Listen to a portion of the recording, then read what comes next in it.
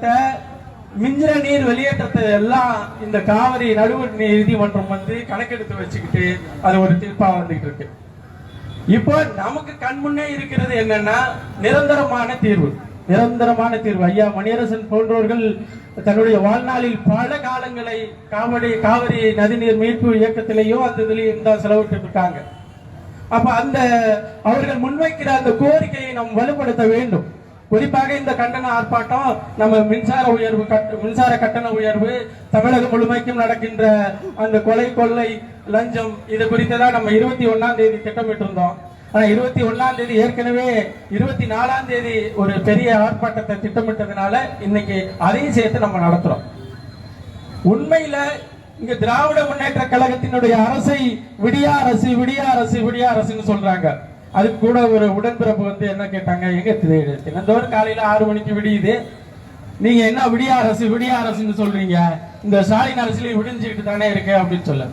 அதுக்கு நம்ம தம்பி ஒருத்தர் சொன்னாரு, திருட்டு ரயில் ஏறி போனாரு கலைஞர் கருணாநிதி அப்படின்னு சொல்றாங்க இல்லையா, அது ரயில் திருட்டு ரயில் இல்ல, இவர் ஏறி போனது திருட்டுத்தனமா, அதனால அந்த ரயிலுக்கே அந்த பேரை வச்சுட்டாங்க. அதே போல திராவிட முன்னேற்ற கழகத்தினுடைய ஆட்சி அதிகாரத்துல ஒவ்வொரு நாள் விடியுது. ஆனா இங்க ஆட்சி அதிகாரத்துல மக்களுக்கான செயல் திட்டம் எதுவுமே விடியல, அதனாலதான் விடியா திமுக அரசு அப்படின்னு சொல்லி முடிச்சாங்க. நான் ரொம்ப நேரம் எடுத்துக்கல, ஒரே ஒரு சான்று மட்டும் நான் சொல்லி முடிக்கிறேன். மிக சமீபத்துல கோவை புத்தக கண்காட்சியில நாங்க கடை போட்டிருந்தோம். நான் தான் அந்த கடையில உட்கார்ந்துருந்தேன், விற்பனையாளரா உட்கார்ந்துருந்தேன். ஒரு எழுத்தாளர் அங்க இருந்து வேகமா வந்து, நான் ஒரு பெரிய எழுத்தாளர், நீங்க அதைதான் அடிக்கோட்டுக்கணும், பெரிய எழுத்தாளருங்க, என்னுடைய புத்தகத்தை நான் வந்து உங்க கடையில வச்சுக்கலாமா அப்படின்னு. தாராளமா வைங்க, நாங்க வித்து தர்றோம். சரி கொடுங்க, என்ன புத்தகம், என்ன தலைப்பு அப்படின்னு. திராவிட முன்னேற்ற கழகத்தினுடைய 100 ஆண்டு சாதனை, அதான் புத்தகத்தோட தலைப்பு. அவர் பெரிய எழுத்தாளர் நான் பார்த்தேன். சரி புத்தகத்தை கொடுங்க அப்படின்னு சொல்லி வாங்கி பார்த்தா, அண்ணா நாமம் வாழ்க, ஸ்டாலின் நாமம் வாழ்க, அப்படி ஒரு 20 பக்கம் தான். அந்த மொத்த புத்தகத்தினுடைய பக்கமே 20 பக்கம் தான். அப்புறமேலுக்கு நான் ஒரே ஒரு வார்த்தை சொன்னேன், சரிங்க இதை நான் வைக்கிறேன், உங்களுக்கு ஒன்றும் பிரச்சனை இல்லை, ஆனா இது அண்ணன் சீமான் அவர்களுடைய கட்சியினுடைய கடை, இதுல வச்சுக்கிட்டா உங்களுக்கு ஒன்றும் பிரச்சனை இல்லையா அப்படின்னு சொல்லி முடிக்கிறதுக்குள்ள அப்படியே பையெல்லாம் எடுத்துட்டு ஓடிட்டாரு. இதுதான் அவங்களுடைய சாதனை. இப்ப நம்ம முக்கியமான காலகட்டத்தில் இருக்கிறோம். முக்கியமான காலகட்டத்தினா நீங்க தமிழ் தேசிய அரசியல் தன்னுடைய கருவின் சூளை விட்டு தன்னை விருட்சமாக்குகின்ற அந்த சூழல், தமிழகத்தின் 3வது பெரிய அங்கீகரிக்கப்பட்ட கட்சியாக மாறினது ஒரு சூழ் கருவு நிலை. அதன் பிறகு அதனுடைய வளர்ச்சி அப்படிங்கிறது வந்து இனிமேல் தான் இருக்கு. இனிதான் இதனுடைய அதிகாரத்தை நோக்கிய பாய்ச்சல் இருக்கு. அப்படின்னா நம்ம மேல என்ன பண்ணுவாங்கன்னா, எல்லையில்லா அடக்குமுறைகள் நம் மீது வரும். நாம் எதிர்பார்க்காத திசையில் இருந்து எதிர்பார்க்காத அடக்குமுறைகள் நம் மீது வரும். ஆனா ஒன்னே ஒண்ணு சொல்லிடுறேன், நாம யார்கிட்ட இருக்கிறோம், நம்ம யார் வழி நடத்துறாங்க, இதெல்லாம் நீங்க பாத்தீங்கன்னா, நான் சமீபத்துல வெளிநாடு போயிருந்தேங்க. வெளிநாட்டுல ஒரு 4-5 கூட்டம் சீமான் அவர்களுடைய அறிவுறுத்தலின் பேர்ல இருந்திருக்கிறேன். அப்போ வெளிநாட்டில் இருந்து நாம் தமிழர் கட்சியை எப்படி பார்க்கிறார்கள் என்கின்ற ஒரே ஒரு அசஸ்மெண்ட் தான் நான் எடுத்தேன். அவங்க எல்லாரையும் சந்திக்கும் பொழுது, அவர்கள் எல்லாரோடையும் பேசும் பொழுது ஒரே ஒரு அசஸ்மெண்ட், எப்படி தமிழீழ தேசத்தில் தலைவர் பிரபாகரன் அவர்களால் மட்டும்தான் விடுதலையை பெற்றுத்தர முடியும் என்று அவர்கள் உறுதியாக நம்பினார்களோ, அதுபோல தமிழ்நாட்டில் தமிழர்களுக்கான விடுதலையும் கூடவே தமிழீழத்திற்கான விடுதலையும் நாம் தமிழர் கட்சியின் தலைமை ஒருங்கிணைப்பாளர் அண்ணன் சீமான் அவர்களால் தான் பெற்றுத்தர முடியும். அதற்காக அவர் ஆட்சி அதிகாரத்தில் வர வேண்டும் என்பதை அவர்களுடைய செயல்பாடு, அவர்களுடைய பேச்சு நமக்கு உணர்த்தியது. அப்போ நாம முன்பை விட ஒற்றுமையாக, முன்பை விட வேகமாக, முன்பை விட தத்துவ புரிதலோடு, முன்பை விட மிகவும் வேகமாக பயணப்பட வேண்டியது அவசியம் என்று சொல்லி வாய்ப்புக்கு நன்றி கூறி முடிக்கிறேன். நன்றி, வணக்கம். நாம் தமிழர் கட்சியின் கொள்கை பரப்பு செயலாளர் தம்பி சரவணன் அவர்கள்.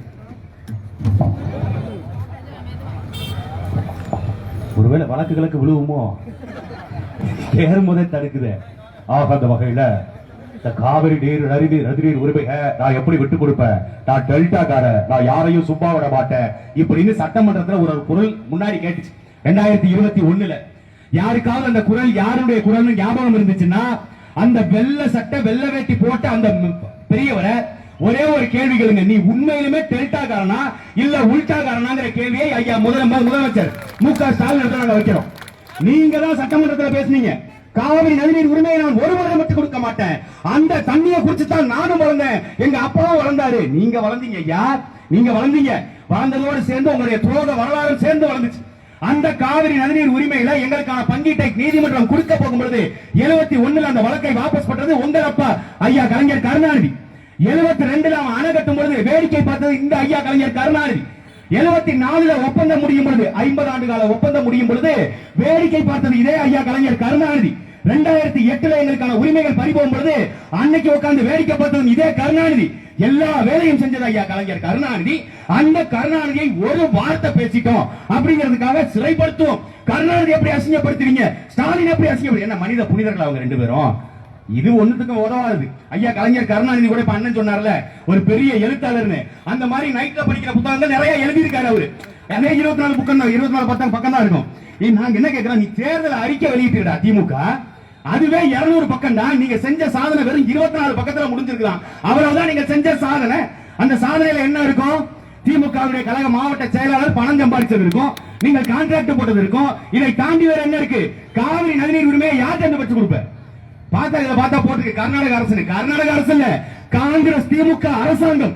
அங்க ஓட்டு பிச்சை எடுக்க போனீங்களே ஐயா மு.க. ஸ்டாலின் அவர்களே, அங்க ஓட்டு பிச்சை எடுக்க போனீங்களே ராகுல் காந்தி அவர்களே, எங்கள் உரிமையை ஏன் பெற்றுக் கொடுக்க முடியல?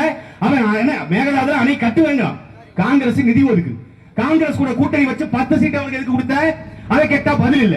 தமிழ்நாட்டில் காவிரி நதிநீர் உரிமை குறித்து, காவிரி சிக்கல் குறித்து பேசுவதற்கு ஒரே தகுதி நாம் தமிழர் கட்சிக்கு மட்டும்தான் இருக்கு. நாங்க மட்டும்தான் போராட முடியும். இதே அதிமுக ஆட்சியில் இருக்கும்போது வேடிக்கை பார்த்துச்சு, திமுக ஆட்சியில் இருக்கும்போது வேடிக்கை பார்த்திருக்கு. அவங்களோட கூட்டணி கட்சியில இருந்தவங்க யாராவது ஒருவர் இந்த போராடுறது உங்களுக்கு தகுதி இருக்கா? கேட்டால் ஐயா ஸ்டாலின் பேசுவாரு, நாங்கள் நீதிமன்றத்தை நாட போறோம். கூடங்குளம் அணுகுலை பிரச்சனை நீதிமன்றத்தை நாடணும், முல்லை பெரியாறு பிரச்சனை நீதிமன்றத்தை நாடணும், அங்க பாலாறு பிரச்சனை நீதிமன்றத்தை நாடணும், ஆத்துமணல் ஆடுறது நீதிமன்றத்தை நாடணும், மலையை உடைக்கிறது நீதிமன்றத்தை நாடணும், காவிரி பிரச்சனை நீதிமன்றத்தை நாடணும். அப்ப முதலமைச்சர் மு.க. ஸ்டாலினுக்கு என்ன மசருக்கு சம்பளம் கொடுத்து 2 லட்சம் ரூபாய் இருக்கு? எனக்கு நீ முதலமைச்சர், எனக்கு இத்தனை பாராளுமன்ற உறுப்பினர்கள்.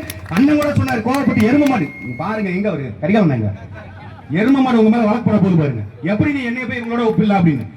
அப்ப எந்த தகுதியுமே இல்லாம நீங்க பாராளுமன்றத்துக்கு போய் பேசி என்ன பயன் இருக்கு? நேத்து பட்ஜெட் போட்டோம், அந்த பட்ஜெட்ல அந்த அம்மா நிர்மலா சீதாராமன் அல்வா கிண்டி கொடுக்குறாங்க எல்லாருக்கும். தமிழ்நாட்டுக்கு கடைசியில பட்டநாமம் போட்டான், தமிழ்நாடுங்கிற பேரே இல்லையா. இப்ப திமுக உங்களுக்கு என்ன தெரியுமா பிரச்சனை? தமிழ்நாட்டுக்கு நிதி ஒதுக்கலங்கிறது பிரச்சனை இல்ல, தமிழ்நாடுங்கிற பேரே இல்லாம பட்ஜெட் வச்சுட்டாங்க. அந்த பிரச்சனை பேசுறதுக்கு நீங்க போனீங்களா பாராளுமன்றத்துக்கு? பாராளுமன்றத்தில் எங்களுக்கு நதிநீர் உரிமை குறித்து ஏன் பேசாம இருக்கிறீங்க? உங்களுடைய கூட்டணி கட்சி காங்கிரஸ், அங்க இருக்கிற சீதாராமையா, அங்க இருக்க டி.கே. சிவகுமார், அவங்க நீங்க ஓட்டு கேட்டு அதிகாரத்துக்கு போனாங்க, அவங்க கேட்கலாம்ல, ஐயா தண்ணி எங்களுக்கு கொடுங்க, நீங்கள் இந்த உபரி நீரை தொடர்ந்து வருது எங்களுக்கு தேவையில்லை, எங்களுடைய விவசாயம் பாதிக்கப்படுது, எங்களுடைய விவசாயம் இங்க சரியாக இருந்தால் தான் நான் உனக்கு அரிசி பருப்பு கொடுக்க முடியும், தக்காளி வெண்டைக்காய் உனக்கு நான் ஏற்றுமதி செய்ய முடியும். ஏன் இந்த கேள்வியை முன்வைக்க மாட்டார்கள். எப்படிப்பட்ட தலைவர் பெருமக்கள் நமக்கு கிடைச்சிருக்காங்க? சட்டம் ஒழுங்கு பிரச்சனை சட்ட பாக்கெட்ல தான் வச்சிருந்த எங்க இருக்குன்னு தெரியல, அந்த துண்டு சீட்டு வந்த உடனே அந்த சட்டம் ஒழுங்கு பிரச்சனை எல்லாம் சரி பண்ணிடுவேன். இப்படி ஒரு முதலமைச்சர்.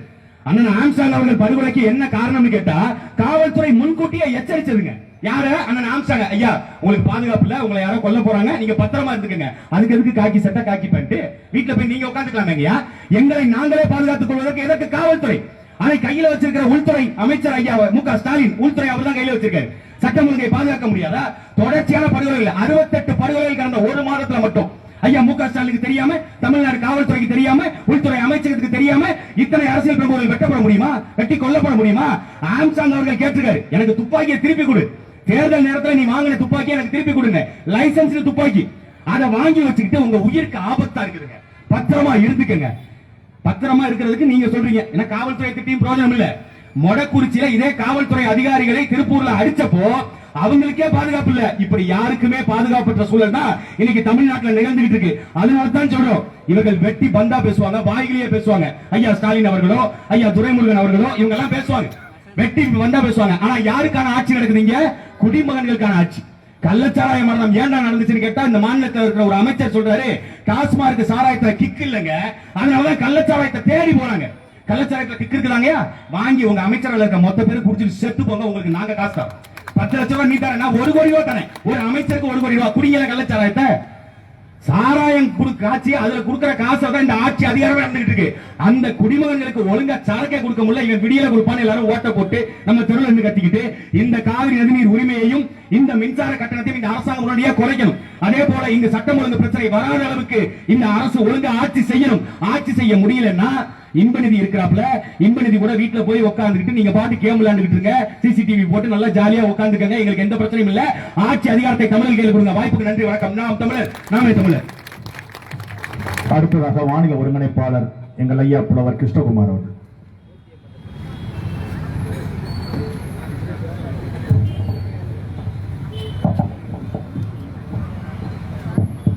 கூடியிருக்கக்கூடிய தாய் தமிழ் சொந்தங்களாகிய அத்தனை பேரையும் வரவேற்று வணங்கி மகிழ்கின்றேன். நாம் தமிழர் கட்சி நிகழ்த்தும் இந்த கண்டன ஆர்ப்பாட்டம் ஸ்டாலின் காதுக்கு இந்த குரல் கேட்க வேண்டும் என்பதற்காக அல்ல, தமிழக மக்கள் அத்துணை பேரும் இதை சிந்திக்க வேண்டும் என்பதற்காகத்தான் ஒவ்வொரு மாவட்டந்தோறும் இந்த நிகழ்வை எடுத்துக் கொண்டிருக்கின்றோம். மக்கள் கவனத்திலே கொள்ள வேண்டும். மின்சார உயர்வு என்பது, மின்சாரங்கிறது ஆபத்தானது. அதைவிட ஆபத்தானது திராவிட கழகம், திராவிட முன்னேற்ற கழகம். மின்சாரம் தொட்டாதான் அது உயிரை எடுக்கும். ஆனால் இவர்கள் இந்த மண்ணிலே கால் பட்டவுடன் இந்த நாட்டினுடைய பண்பாடு, பழக்க வழக்கம், கலை, அறிவியல், இலக்கண இலக்கியங்கள் அத்தனையும் மாய்ந்து போனது. அப்படிப்பட்ட ஒரு கொடூரமான சிந்தனையாளர்கள். காவிரி உரிமை என்று நாம் பேசிக் கொண்டிருக்கின்றோம். உலகத்திலே கண்டங்கள், ஒரு கண்டமல்ல 2 கண்டங்களை நீண்டு கடக்கக்கூடிய மிகப்பெரிய நதிகள் இருக்கின்றது. அங்கிலெல்லாம் அதற்கென்று ஒரு நிலையில் ஒரு நிலையான தன்மை, பாய்ந்து ஓடுவதற்கு ஒரு நிலையான தன்மை உண்டு. 2 நாடுகளை கடந்து செல்வதற்கான நதிகள், கடந்து சென்று கொண்டிருக்கக்கூடிய நதிகள் இருக்கின்றது. அங்கு இது போன்ற முட்டுக்கடைத்த தடைகள் எல்லாம் இல்லை. இப்பொழுது சமீபத்திலே ஆந்திராவையும் தெலுங்கானாவையும் பிரித்தார்கள். அங்கு கூட ஒரு நதிநீருக்கு ஒரு உரிமை ஆணையம் முறையாக செயல்படுகின்றது. ஆனால் கடந்த 50-60 ஆண்டுகளாக கருணாநிதி இந்த மண்ணிலே கால் பதித்து முதலமைச்சராக வந்த பிறகு இந்த காவிரி நதிநீர் உரிமை என்பது விற்கப்பட்டது, விலைக்கு விற்கப்பட்டது. ஐயா அவர்களுக்கெல்லாம் தெரியும். ஒரு 200 கோடி ரூபாய் காசை வாங்கிட்டு ஒரு பாட்டு வந்துட்டார், வேற ஒண்ணும் இல்ல. அப்படிப்பட்ட ஊழல், தண்ணீரில் ஊழல் செய்தவர் கருணாநிதி. கருணாநிதி எப்படின்னு கேட்டீங்கன்னா, பெருந்தலைவர் ஐயா காமராஜர் அவர்கள் இருந்தார்கள். அவங்க அரசியலிலே நம்ம நாட்டு மக்கள் தான் நல்லவங்களுக்கு ஓட்டு போட மாட்டாங்களா, இந்த பாய் பீரல் வச்சோன்னா உங்களுக்கு உடல்நிலை ரொம்ப சரியில்லாம ஒரு மருத்துவர் சொல்றாரு, ஒரு குளிர்ச்சியான பகுதியில் போய் கொஞ்சம் ஓய்வு எடுத்தீங்கன்னா உங்களுக்கு உடம்பு நல்லா இருக்குன்னு.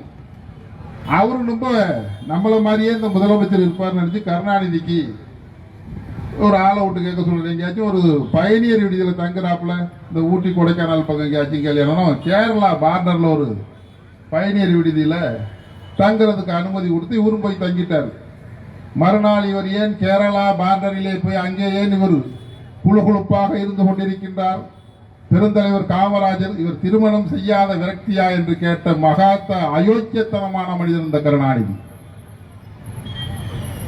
இந்த தமிழ் தேசிய நிலத்திலே இருக்கக்கூடிய ஒப்பற்ற பெரும் தலைவர்களை எல்லாம் இழிவாக பேசி இந்த நாட்டினுடைய உரிமை செல்வங்களை எல்லாம் தொலைத்து மக்களை மது போதையிலே அடிமையாக்கி வீழ்த்தி இருக்கக்கூடிய மிகப்பெரிய குற்றவாளி இந்த கருணாநிதியும் அவர் உருவாக்கி இன்றைக்கு நிலை பெற்றிலே இருந்து கொண்டு கொடுக்கிற இந்த திராவிட முன்னேற்ற கழகமும் தான். இந்த மின்சாரம் இருக்க, மின்சாரம் வயது முதிர்ந்தவர்கள் இருப்பாங்க, கிராமத்தில் போங்க, நல்லா சொல்லுவாங்க. நாங்க பாராளுமன்ற தேர்தலில் ஓட்டு கேட்டு போனோம். ஓட்டு கேட்டு போறப்ப இந்த மின்சார தடை திடீர்னு கரண்ட் நின்று போச்சு. அப்போ ஒரு கிளவி சொல்லுது, ஒரு அம்மா மூதாட்டி, இந்த கலைச்சல்ல போவான் அந்த கருணாநிதி அவன் மௌனம் வந்தானாலே இந்த மின்சாரம் தடைப்பட்டு போயிடியான்னு சொல்லுது. அந்த அளவிற்கு ஆட்சியே மாற்றி அமைக்கக்கூடிய, ஆட்சியை துரத்தி அடிக்கக்கூடிய அளவுக்கு இந்த மின்சாரம் தான் அவனுக்கு கேடாவே அமையும்.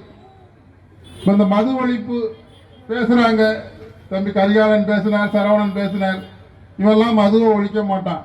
பாரதிதாசன் சொன்னார், காலைப்படி, மாலைப்படி, கடும்பகல் படி, பொருள் கொடும்படி படி என்று பாரதிதாசன் படிக்க வேண்டும் என்று பிள்ளைகளுக்கெல்லாம் ஊக்கமாகவும் ஆக்கமாகவும் இலக்கியத்தை படைத்தார். இவன் காலைக்குடி, மாலைக்குடி, கடும்பகல் குடி, போதை ஏறும் வரை குடி, பொழுது வீதியில் விழுந்து புரளும் வரை குடின்னு இவன் குடின்னு குடியாக எடுத்துக்கிட்டு இருக்கிறான்.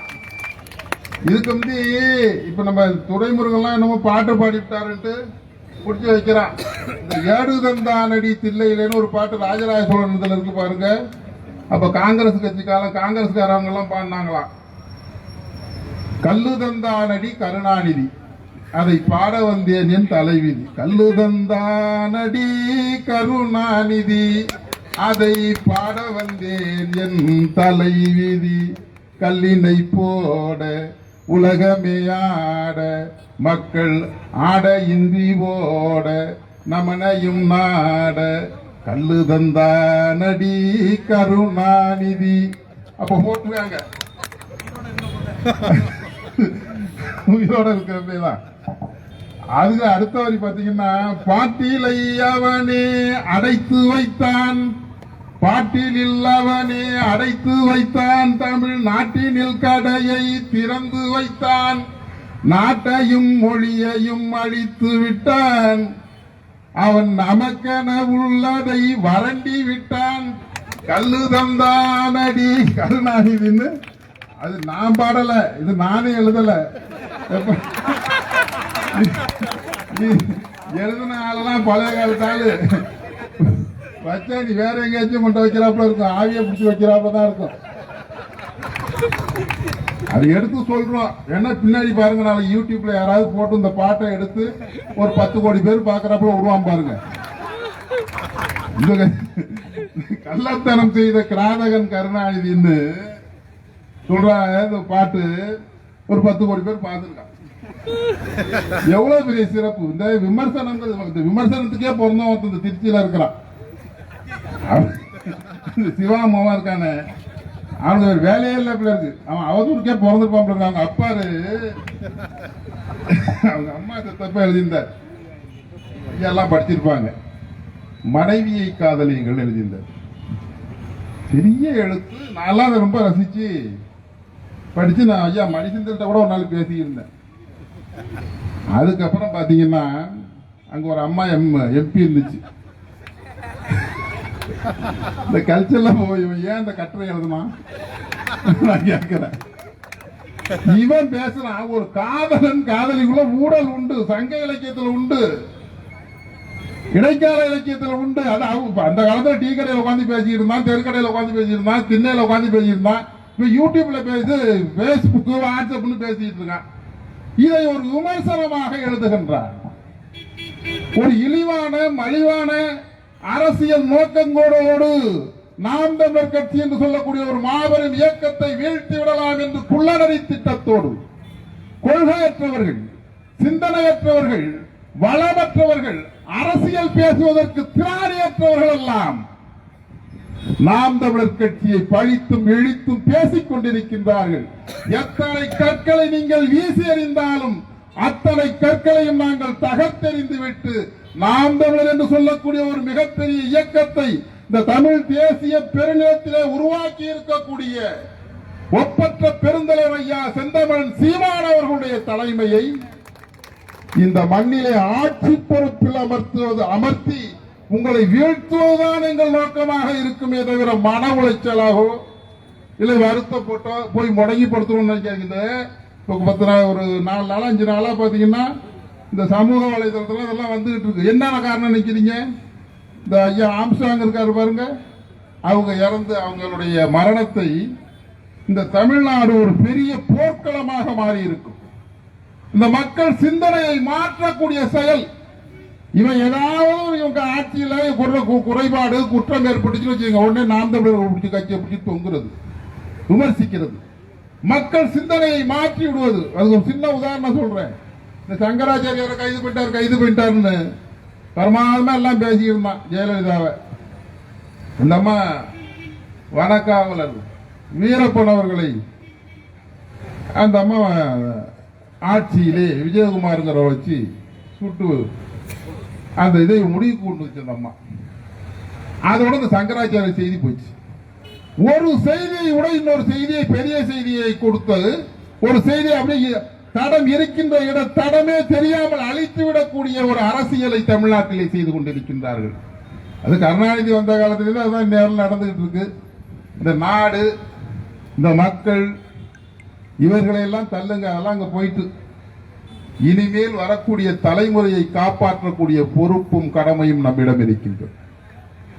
அந்த பொறுப்பும் கடமையும் நம்மிடம் இருக்கின்ற காரணத்தினால் அவதூறு பேசுகின்றவர்களை எல்லாம் ஒரு பக்கம் தள்ளிவிட்டு நம்முடைய தத்துவத்தை, பிரபாகரன் என்று சொல்லக்கூடிய ஒரு மாபெரும் தலைவனின் தத்துவத்தை, அதை சுமந்த இன்றைக்கு வீதிதோறும் முழங்கிக் கொண்டிருக்கக்கூடிய அந்த தத்துவத்தை தலைமையேற்று இயங்கிக் கொண்டிருக்கக்கூடிய செந்தமிழன் சீமான் அவர்களுடைய கருத்தியலை மக்கள் மத்தியிலே பரப்ப வேண்டிய சிந்தனையும் அறிவும் செயல் ஊக்கமும் நம்முடைய செயலாக இருக்க வேண்டும்.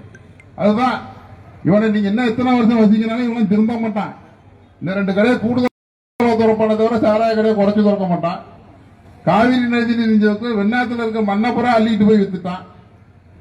காவிரி நதி நீர் வந்து என்ன வராம இருந்தேன்னா பூரா எல்லாம் கடலுக்கு போயிடும். ஏன்னு கேட்டீங்கன்னா ஆறு ஓடுன்னு வச்சுங்க, காவிரி ஆறு, அது கிளை வாய்க்கால் இருக்கும்.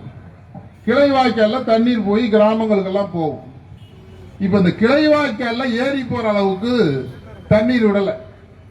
ஒரு 4-5 ஆண்டுகள் இருக்கும் ஐயா, தமிழ் தேசிய பேரியக்கத்தினுடைய தலைவர் ஐயா அவர்கள், நான் எல்லாரும் போய் நம்ம நீர்வளத்துறை அலுவலகத்தில் பேசையில 6000 கடையடி தண்ணி நீ விட்டீங்கன்னா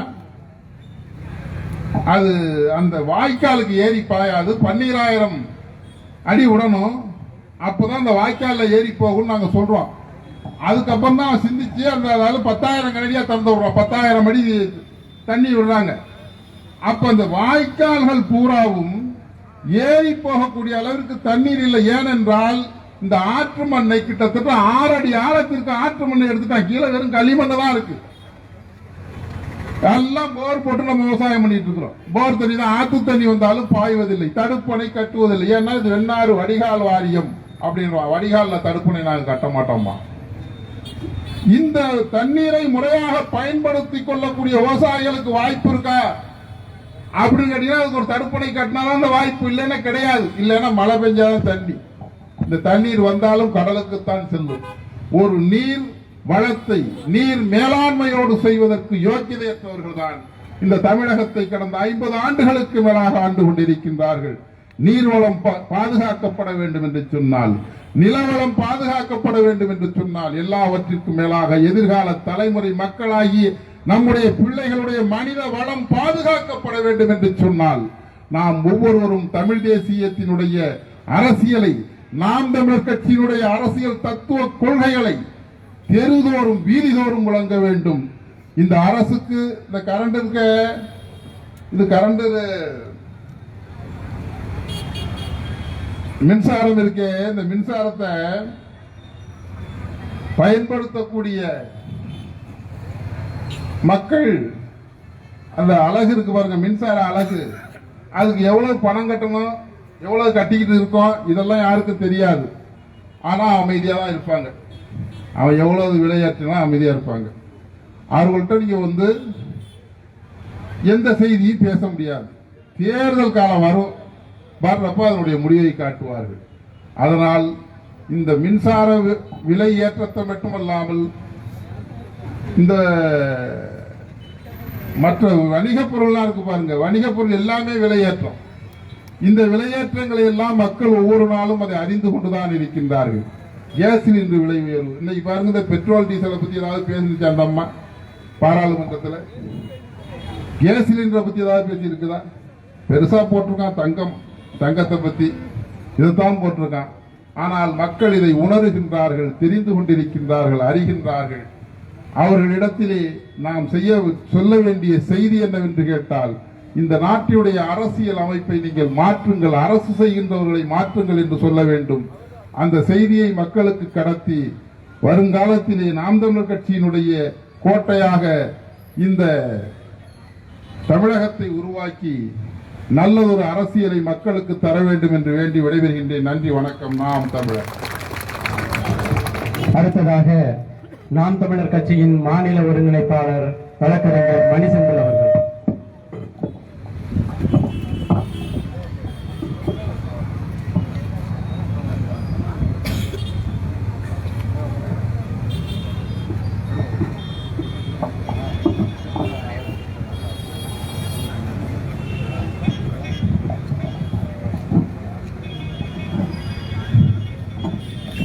காவிரி நதிநீர் சிக்கலில் தொடர்ச்சியாக நம்மை வஞ்சித்து வருகிற கர்நாடக அரசை கண்டித்தும் அதற்கு எல்லா விதத்திலும் துணை போய் கொண்டிருக்கிற ஒன்றிய அரசை கண்டித்தும் நம்மை ஆள்பவர்கள் என்ற முறையிலே நமக்கு போராடி நமக்கு நதிநீர் உரிமையை மீட்டு தர வேண்டிய பொறுப்பில் இருக்கின்ற திமுக அரசு எதுவும் செய்யாமல் கைமூடி வேடிக்கை பார்த்துக் கொண்டிருக்கின்ற கயமைத்தனத்தை கண்டித்தும் எளிய மக்களை, நடுத்தர மக்களை மிகவும் பாதிக்கின்ற மின்சார கட்டண உயர்வை கண்டித்தும் தமிழகத்தில் இன்று சீர்குலைந்து போயிருக்கின்ற சட்டம் ஒழுங்கு நிலைமையை கண்டித்தும் நடக்கின்ற இந்த கண்டன ஆர்ப்பாட்டத்தில் பங்கேற்று கண்டன உரை ஆற்ற வருகை தந்திருக்கின்ற எமது தமிழ் தேசிய தத்துவத்தின் பேராசான், தமிழ் தேசிய பேரியக்கத்தின் தலைவர், பெரும் மதிப்பிற்கும் மரியாதைக்கும் உரிய எங்கள் ஐயா மணியரசன் அவர்களே, தமிழ் தேசிய பேரியக்கத்தின் உறவுகளே, நாம் தமிழர் கட்சியின் அனைத்து நிலை பொறுப்பாளர்களே, தாய் தமிழ் உறவுகளே, உங்கள் அனைவருக்கும் வணக்கம். கடந்த 3 மாதங்களுக்கு மேலாக தமிழ்நாட்டிலே சட்டம் ஒழுங்கு என்பது கேள்விக்குறியாகி இருக்கிறது. தனது வீட்டு வாசலில் தமிழ்நாட்டிலே தலைநகரத்திலே ஒரு மத்திய நாடு முழுக்க இருக்கின்ற பகுஜன் சமாஜ் கட்சியின் மாநில தலைவர் ஐயா வழக்கறிஞர் ஆம்ஸ்ட்ராங் வெட்டி படுகொலை செய்யப்படுகிறார். அவரது படுகொலைக்கு முன்பாகவே 130 படுகொலைகள் இந்த மண்ணிலே நடைபெற்றுக் கொண்டிருக்கின்றன. அவரது படுகொலை 132. அவருக்கு பின்பாக இப்போது 150 தாண்டி இந்த படுகொலை கணக்கு போய்க் கொண்டிருக்கிறது. தமிழ்நாட்டில் எங்கும் சட்டம் ஒழுங்கு நிலைமை இல்லை. அதை கேள்வி கேட்பதற்கும் ஆட்கள் இல்லை. ஒட்டுமொத்தமாக தமிழ்நாட்டின் ஆட்சி அதிகாரம் சீர்குலைந்து போயிருக்கிறது. அதற்கு அரசாங்கம் செய்கின்ற ஒரே ஒரு நடவடிக்கை காவல்துறை அதிகாரிகளை இடமாற்றம் செய்வது. உண்மையிலேயே இடமாற்றம் செய்யப்பட வேண்டியது காவல்துறை அதிகாரத்தை தன் கையில் வைத்திருக்கின்ற ஐயா ஸ்டாலினை தான் இடமாற்றம் செய்ய. ஐயா ஸ்டாலின் அவர்களது கையாளாகாத தளத்தில் தான் இன்று தமிழ்நாடு வன்முறை காடாக மாறி இருக்கிறது. எப்போது திமுக ஆட்சிக்கு வந்தாலும் சரி, தமிழ்நாடு வன்முறை காடாக மாறிவிடும். இது கடந்த காலத்தின் வரலாறு. திமுக ஆட்சிக்கு வந்தால் போதும் ரவுடிகளுக்கு உற்சாகம், கூலிப்படைகளுக்கு உற்சாகம். ஆகா, நமது ஆட்சி வந்துவிட்டது. ரவுடிகளின் தலைவர்கள், கட்ட பஞ்சாயத்து செய்பவர்களின் தலைவர்கள்